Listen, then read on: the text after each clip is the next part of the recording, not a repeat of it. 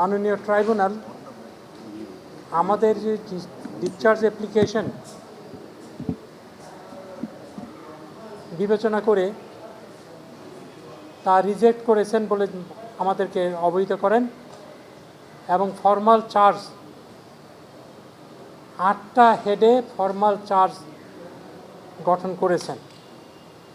Formal charge গঠন করে আগামী 30 তারিখ দিন ধার্য করেছেন মামলার পরবর্তী কার্যক্রমের জন্য সাক্ষ্য গ্রহণ।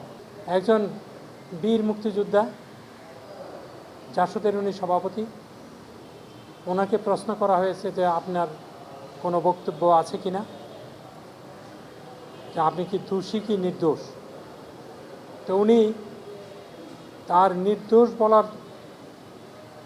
বলতে যে আদালতকে দুই একটা কথা বলেছেন, তারপর উনি জোর গলায় বলেছেন যে উনি সম্পূর্ণরূপে নির্দোষ।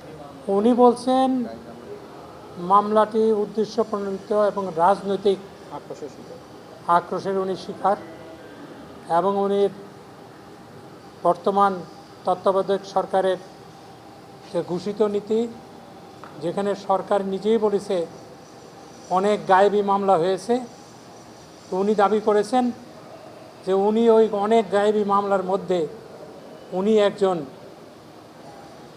শিকার হয়েছেন, এইটা উনি দাবি করেছেন।